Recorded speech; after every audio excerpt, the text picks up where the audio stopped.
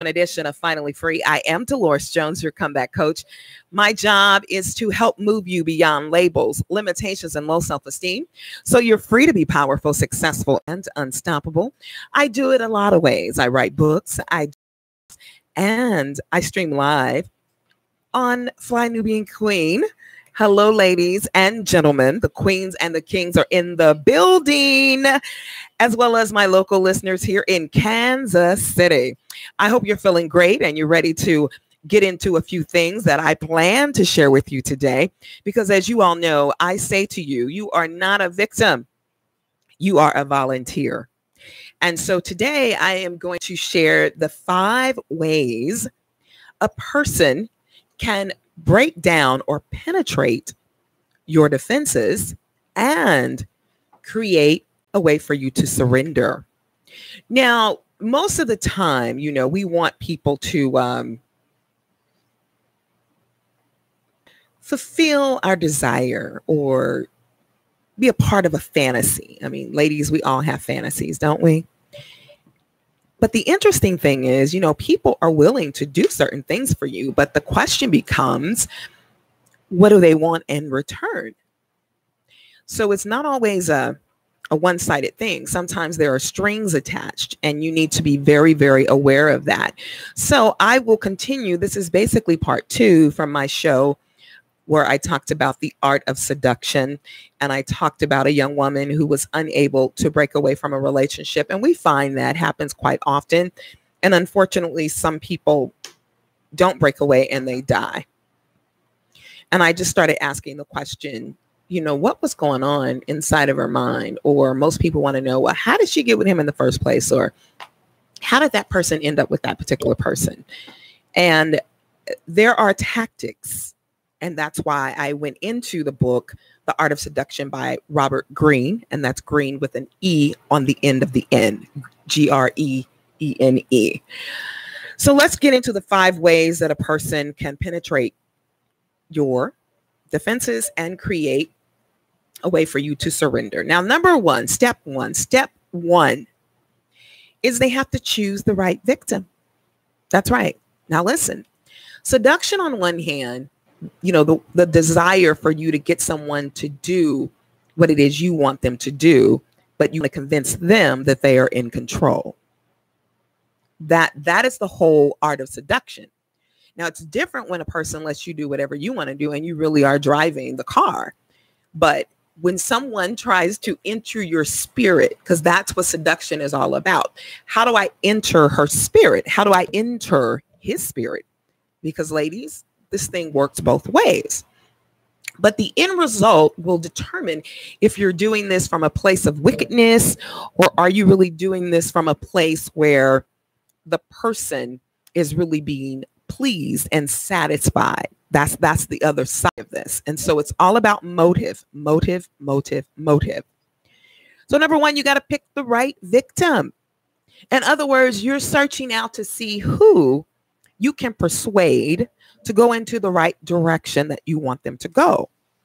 And when you think in terms of the right victim, according to the art of seduction, it's the person who has a lot of time on their hand. In other words, you have a lot of free mental space. And so they can get up in there and they can start planting seeds. They can start planting those seeds because you're not using your own mind. You're not busy. It's like, from a scriptural standpoint, we say that an idle mind is the devil's workshop. That means you're not thinking about anything. You're sitting there watching idle television, senseless things, when you could be engaging in something that would build you up, that would transform your mind so that you can recognize the strategies of the enemy. I would not have you be ignorant of the devil's devices. But that requires that we think. But for some of us, we want to just feel good. As Halle Berry said, I want you to make me feel good. But then you're falling for the okie doke. So the number 1 thing is they pick the right victim. Do you have too much time on your hand? Oh, I ain't doing nothing. Well, what are you doing on Friday? Nothing. Well, what are you doing on Sunday? Nothing. Well, what are you doing on Monday? I don't know. Well, what are your goals? I really haven't thought about it. Right. So let me sow seeds into your mind so that maybe your goal is to come from me, because I'm going to put myself in your mind. So every day you wake up, you think about me, morning, noon, and night. When you're sleeping, you can't work. Now, you all know that there's a problem with that. It's one thing to have somebody on your mind. It's a whole nother thing that you can't function because all you're doing is thinking about them. Think about it. When a person picks the right victim, they're looking for those spaces, those places of insecurity and low self-esteem. So they play to that. Nobody ever told me they love me. Well, I love you. I love you the first time I saw you. I love you. You love me? Yeah, I love you. Well, what does love look like? Well, right now it's going to look like me paying your bills. It's going to look like me telling you the things you want to hear. But I'm only going to give you the things that I want you to really hear. Because part of seduction and creating a defense, you use it through your words. This is strategic. So when something doesn't sound right to you, then you need to say, that don't sound right. Some people say, I can show you better than I can tell you. That's what you're looking for. If you love me, show me. Don't just tell me. And it should be in alignment. But if you're the right victim, oh, honey, they've scoped you out. And sometimes people know that you're the right victim based upon what you say. Well, what do you believe? Well, I'm just waiting for love. Well, what does that look like? Roses and stuff. Those are temporal things. When we need to focus more on internal things, because it's an inside job, but you don't want to allow the wrong person inside. That's why you have boundaries. So that's the one way that people break down your defense, because they know that you are a victim and you will fall for the okie doke. Number 2, you send mixed signals. Draw you in, and he loves me not. We used to pick up the flowers as little girls. He loves me not. And then if we got to the end of the flower and it ended up, he loves me not, then we would pick up another flower and pull off the petals until we got to the he loves me. But that's what we did as kids. But when I was a child, I spake as a child. But when I grew up, I let go of my childish ways. That's how you know when you're becoming a woman. That's how you know when you're becoming a man.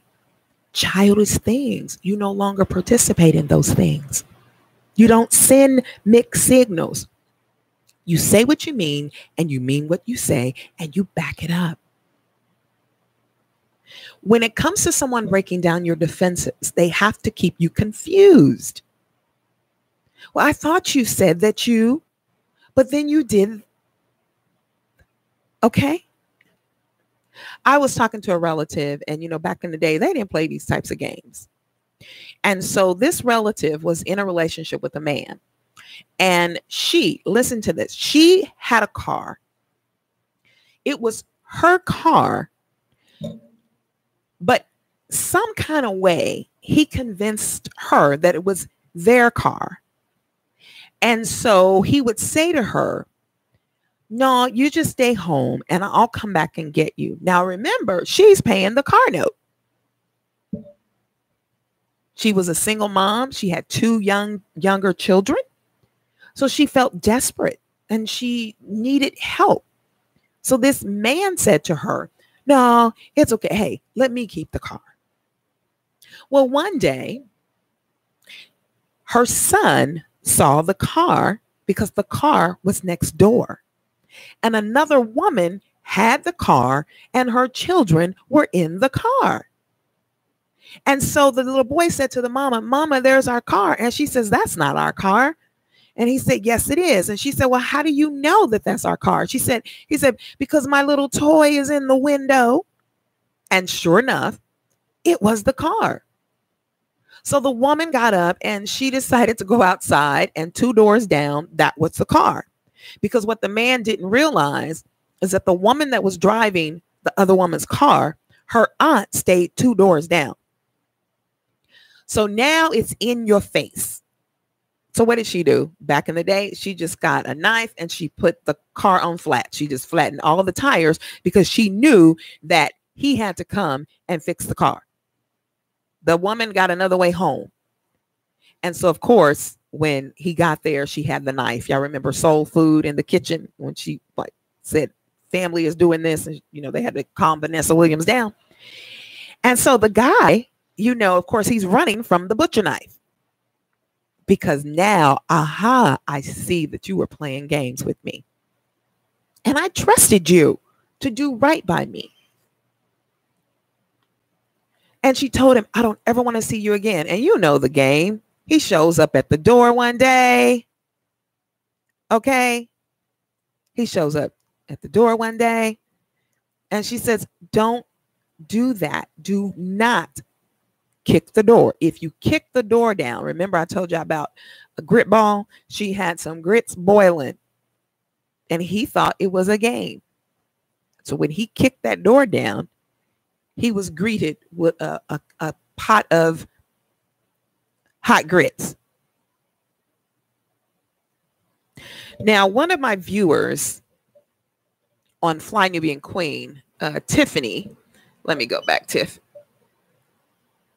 I'm trying to see her comment now because maybe you all are feeling this kind of way. By the way, I'm Delores Jones, the comeback coach, and you're listening to me on Finally Free and exclusively streaming on the Fly Nubian Queen Network. Okay, so Tiffany says, please don't only limit this to romantic relationships. It applies to a lot of friendships. A lot of us have resorted to attempting the same abusive control that men use against us in their relationships. You're right.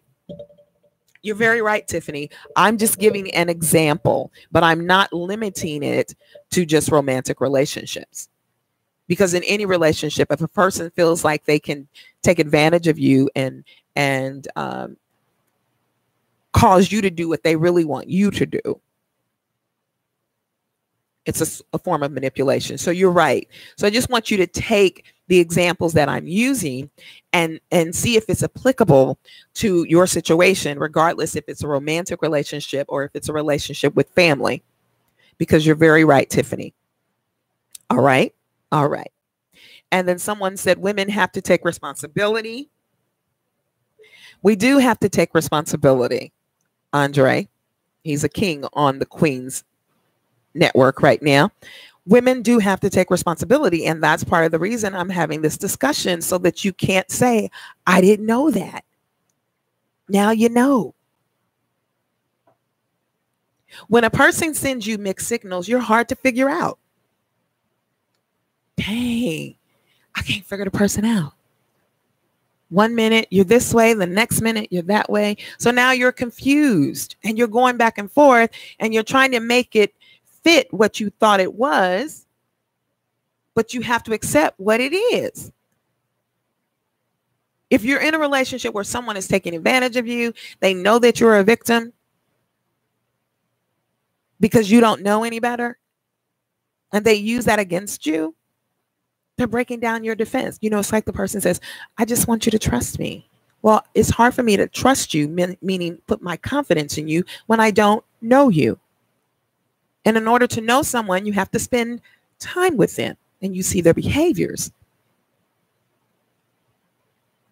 The other way a person penetrates your defense and creates surrender is they present you with a false sense of security. A false sense of security. I'm always going to be there for you. Girl, I got your back. You my ride or die.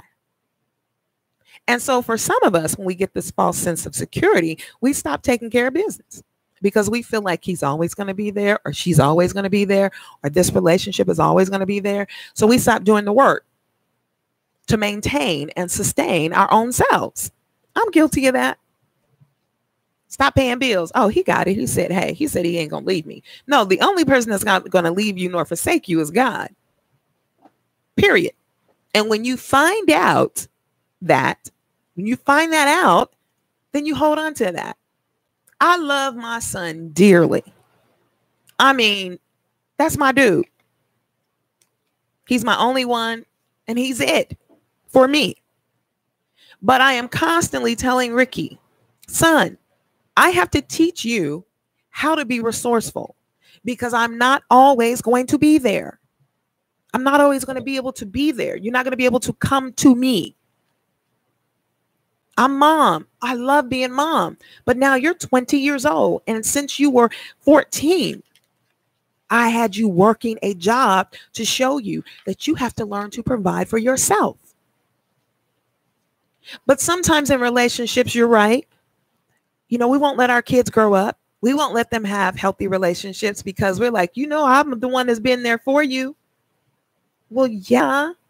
And I appreciate that, but I got to grow up. I got to move on. The other day we were having a conversation, Ricky and I, and he sent me a text. He says, Mom, will you take me to McDonald's? And it was like 11 o'clock at night. And I live walking distance from McDonald's. And so I found myself getting upset. And it's like, Delores, why are you getting upset? You need to explain to him that there are things he needs to do on his own. He needs to take the initiative and not wait for anybody to do something that you should do for yourself. I'm not being mean. I am not going to create a false sense of security. Period. So watch out for that. Baby, you know I'm down for you. Girl, you know we went to school together. Now, you know. Remember, some people have a price tag. They will sell you out. You've seen the tabloids. Oprah got sold out. Somebody sold her out. Her family. Because everybody want a little bit of something. But be mindful of those that really are down for you. Some people you can count on, and some people you have to count out. But sometimes in these manipulative, seductive relationships, there is this thought. The person creates a false sense of security that you can count on them. Period. Number 4, you have to appear to be the person's object of desire. You have to make it look like, I gotta have that one. You know, the trophy. You know, we compete because we want the trophy. We want the trophy. So we do whatever is necessary to win. And if you're not careful, a person will present themselves as the best thing since sliced bread. When God made me, he broke the mold. Well, you're your only person, but God is still creating people every day. People are dying, and then people are being born. You know, like, I'm all that. Okay, here's another way. You know I'm all you got. That could be your mama telling you that. That could be your uncle telling you that. That could be your sister telling you that. You ain't gonna never find nobody that's gonna treat you like I treat you. Well, maybe you don't need anybody to treat you like that. You know, sometimes it's difficult breaking away from your family because maybe sometimes that's all they know. So they put you on a guilt trip. You should be happy that you're a part of this family. And you're like, well, let me tell you something. I'm confused. You know, do you know someone where they go away to college, to Penn State, and they're asking their relative or their mom or dad, can you help me with a down payment on a car or help me with a deposit on my apartment? And they tell you something like, I hope you don't think you better than us. You better take your tail upstairs. That happens. It happened to me. And I was confused because some people will not give money to the one who is progressing in a positive fashion, but will put money on the books of the person in prison. It's confusing. But you have to walk past that. Understand that there are other things that are desirable. Understand that you too can be successful. I had someone come up to me one day and she said, Sister Delores, when I grow up, I want to be like you. I said, no, honey, you want to be better than me because I've made my mistakes. Hopefully my ability to be transparent and authentic will help you avoid some of the problems I went through. You don't have to go the same route and bump your head. Some people say, well, you get yours. I pulled myself up by my own bootstraps. Well, I can't say that. There were some people who stopped and gave me a hand. I wasn't looking for a handout. I was looking for a hand up. And sometimes that hand up is new information so I can make better decisions. Sometimes what you need is not always money. Sometimes what you need is new information.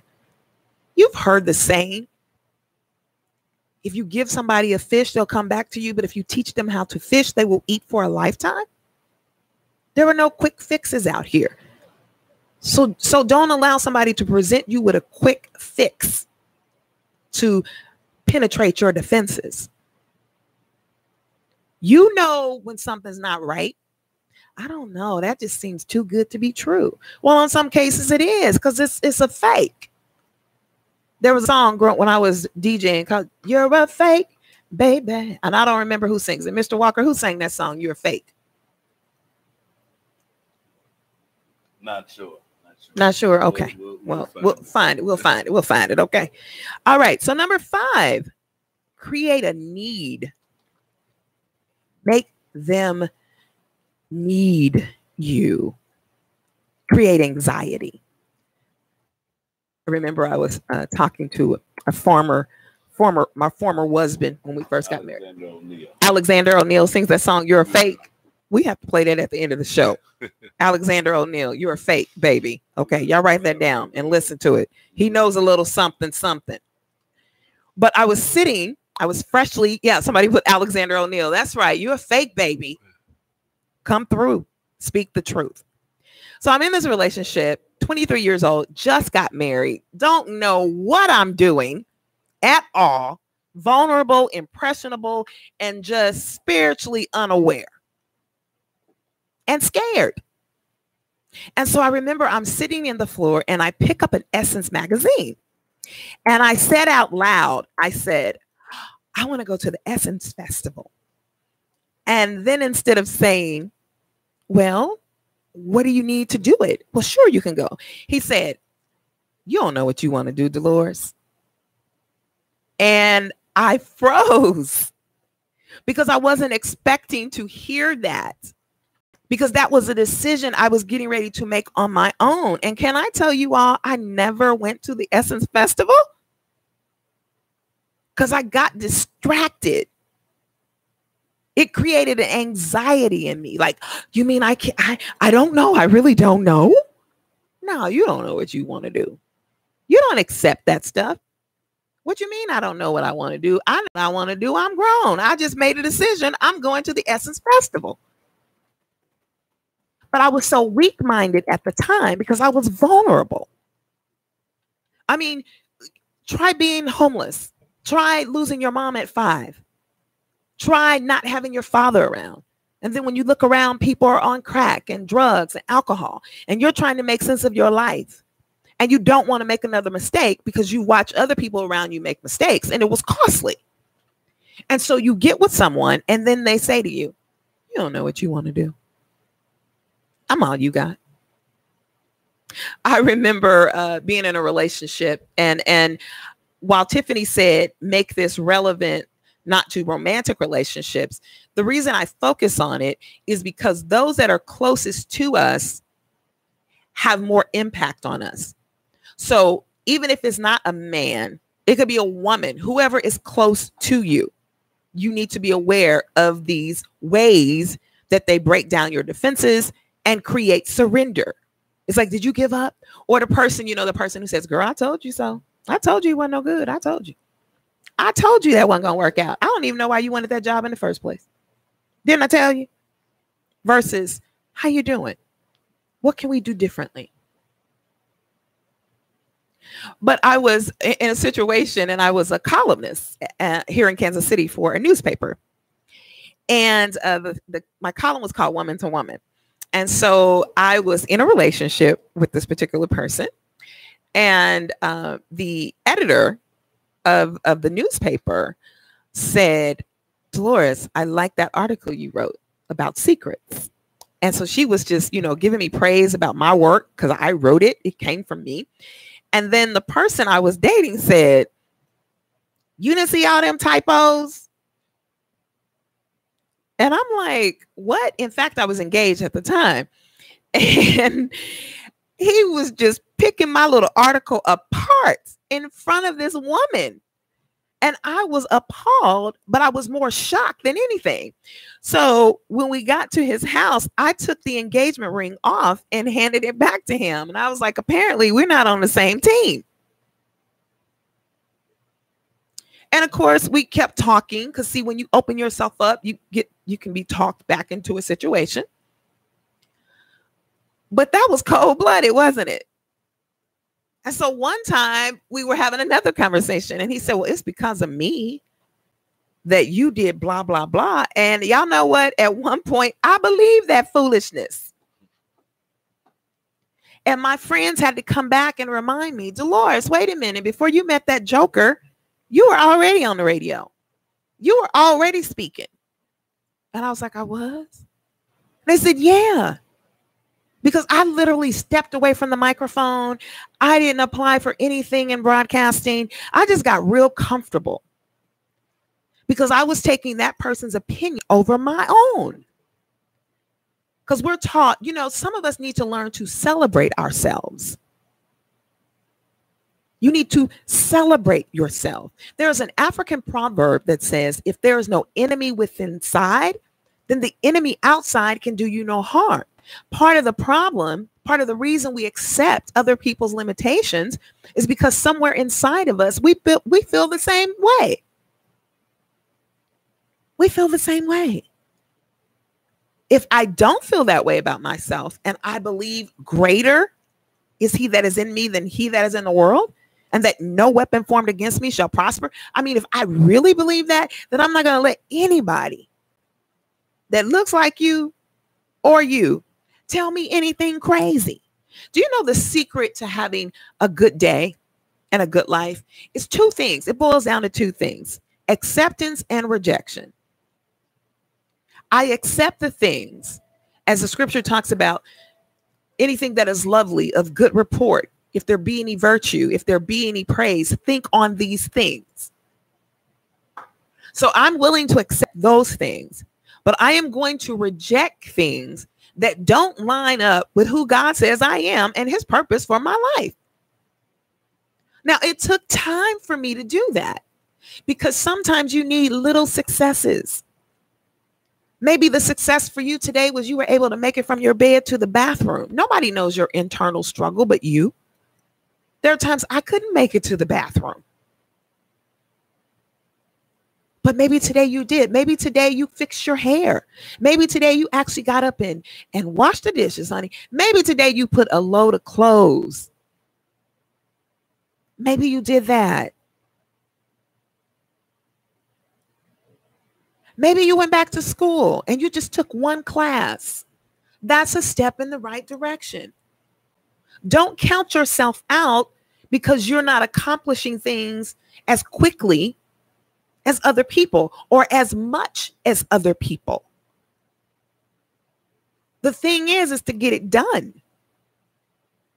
The thing is to get to your destination. If you need to be somewhere and the metro is your opportunity, then you need to get on the metro bus because the person driving the Mercedes is going to get there too. The issue isn't how you got there. The issue is that you got there.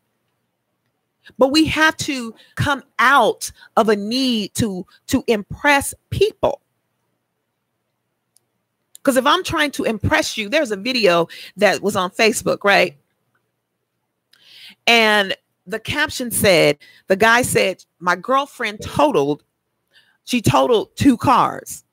So he filmed her. He took her to an auction and he bought her a car for $1,000. And so she's looking and he opens the door and he's like, it's clean, baby. And she's like, clean? I don't want that. And she starts cursing. He's like, but it's $1,000. It's a good car. It's paid for. She didn't even pay for it.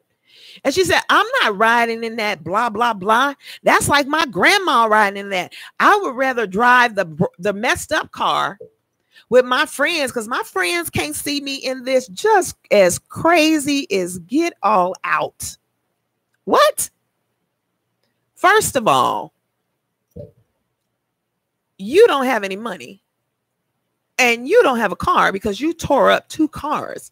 And this young man, who is not even your husband or your father, took $1,000 and bought you a car so that you could take care of your business. And you are ungrateful with a stank attitude? Come on, somebody. Where they do that at? We need a reality check. We need a reality check. People say, Delores, how did you make it? Well, I'll tell you something. I had to be willing to accept God's provision over my preference. I'm going to say that again. I had to accept what God provided versus my preference. My preference could have been a Yukon.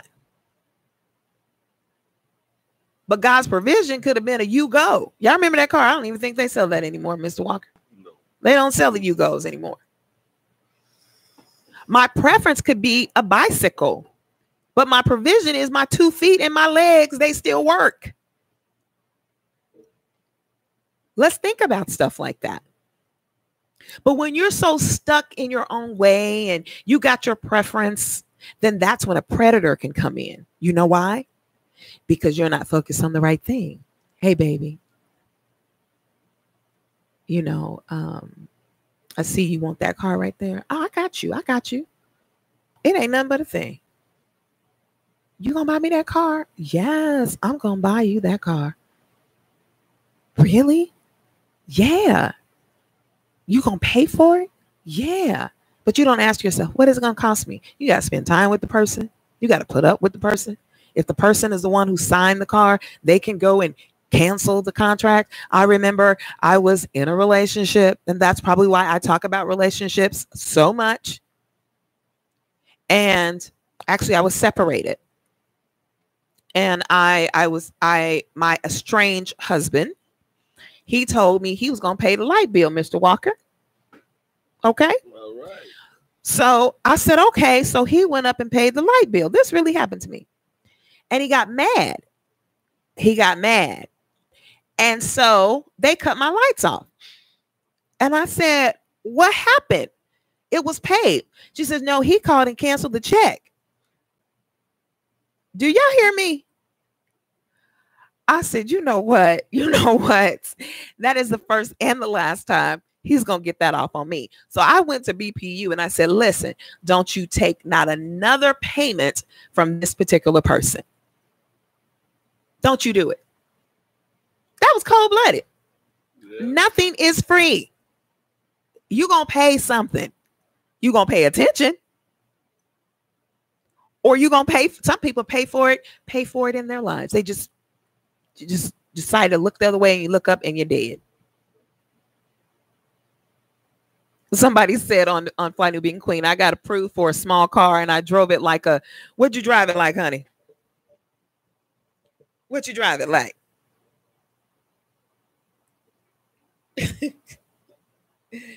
She said, I drove it like a Benz. Okay. Then 2 weeks later, the dealership called and said the deal fell through and they had to put me in another car and they gave me a brand new, let's see what they gave her, Crystal. A brand new Sebring. I never told them I wanted it, but I was blessed with that. You better come through, Crystal. Why do we listen to shows like this? Because we can hear people's testimonies. We can know you ain't got to sell out like that. Crystal, I remember I was in college. I was working on my associate's degree and I was taking accounting. And most of my teachers didn't know that I was catching the bus and I was homeless and walking. And so this one particular professor, my accounting professor, he liked me, which was cool. You know, it's cool. My class was over. I didn't have to sleep for my grade. I earned it. Okay. But I wanted a car, and he found out that I didn't have a car. And so he said, well, hey, I'll take you and you can check out a car. So Crystal, there was this black Honda Prelude, dark tinted windows, everything on the inside. It was the bomb. And I sat in it. It had leather seats and I was so excited. And he said, this is what we're going to do. I'm going to buy the car and then you make payments. You put the payments in my account because I'm going to be out of the country. And I was like, for real? He said, yeah. So I'm like sitting in the car and he's going over to get the paperwork. Like I'm about to do this thing. And so I'm sitting in the car. I'm all excited. And then I said, God, is this you? He said, no, it is not me. The blessings of the Lord maketh rich and addeth no sorrow. It is not going, whatever I bless you with, Delores Jones, Crystal, Tiffany, whoever is listening, is not going to cause you to compromise your values. I was like, I can't have this car. He's like, no. Okay, but you can have it. But this is what's going to come with it. That man isn't just getting you a car because he thinks you cute. That man is willing to get you a car because he wants you. He's baiting you. You better wake up, girl. He was breaking down my defenses because he wanted me to surrender.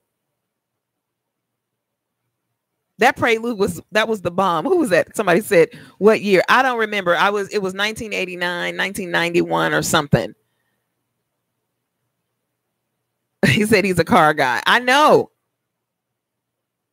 Don't let somebody break down your defenses, cause you to surrender. So I gave you 5 ways.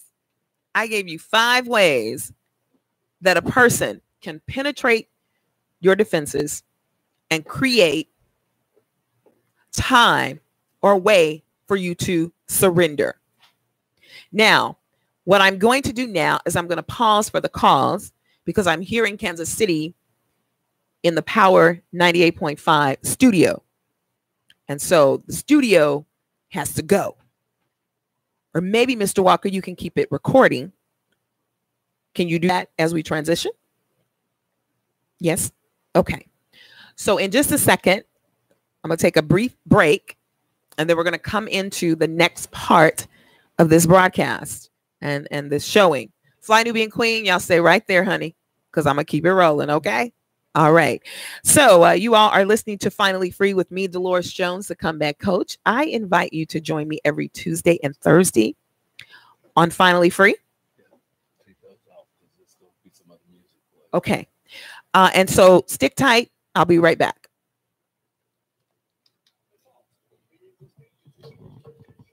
Whew. Okay. Hi, how are you? Hey, Flight Nubian Queens. Testing. Oh, is this mic on? Yeah. Okay, good. Yeah, you're on. Okay, but I'm still on. Yeah. Okay, so now we're into the second part of the show, everybody. Welcome. I'm Delores Jones, the comeback coach. You're listening to Finally Free, but I'm streaming live exclusively on the Fly Nubian Queen Network. So I want to say hello to all of my queens, Angela and Crystal, and people who are listening from Mississippi, Kansas City, Detroit, Michigan. I mean, y'all over and y'all sending the love. So I just want y'all to, use some emojis to express how you feel right now about this particular topic. I just want to know. Okay. If you want more of it, say Delores, give me more. If you don't want to spell Delores, you can just call me D-Lo. Okay. All right. So the first half of the show, we talked about the 5 ways that a person can penetrate your defenses and create a way for you to surrender. Thanks for the hearts, love. Thanks for the hearts. I love it. Thank you, Angela. Thank you, everybody. So the first 5 ways. Number 1 was you got to pick the right victim. They picked the right victim. Everything that glitters ain't gold. Crystal said, give me more, Queen. Okay, Crystal, you got it, Miss Rice. And anybody else out there that wants a little more, little more. Say, Delores, give me a little more. Give me a little more. All right, just a little bit. Uh-oh, I'm going into straight Aretha Franklin on you. Okay. So number one is they pick the right victim. And usually the victim is a person who you don't have a lot going on. You're just sitting around idly. You have all this mind, this headspace is open. So they get in your head. And that's all you can think about. Honey, when I start feeling that way, when I can't get somebody off my mind, I have to go, wait a minute now. What is really going on? Is this the JJ talking? Okay. Albert, hello, King. Mr. Carter. I'm like, is this the JJ talking? Because I am, wait a minute. Or you know how like you can't eat food, you're depressed. No. This is not just another sad love song breaking my heart. And I don't care if it's been 7 whole days and not a word from you. Come through, Tony Braxton. I refuse to agree with if I never feel your tender kiss again. If I never hear I love you now and then, I won't breathe again. That's the devil. That is the devil. Okay. No devil. I'm going to keep breathing. So don't fall for the okie doke and be this victim. Get busy. Get busy. You on food stamps today, you need to be doing something different so you can learn to buy your own food. I'm not against food stamps because, honey, I have had my share because I was a taxpayer. Okay, that's how they fund them programs. So you better come on off your pride.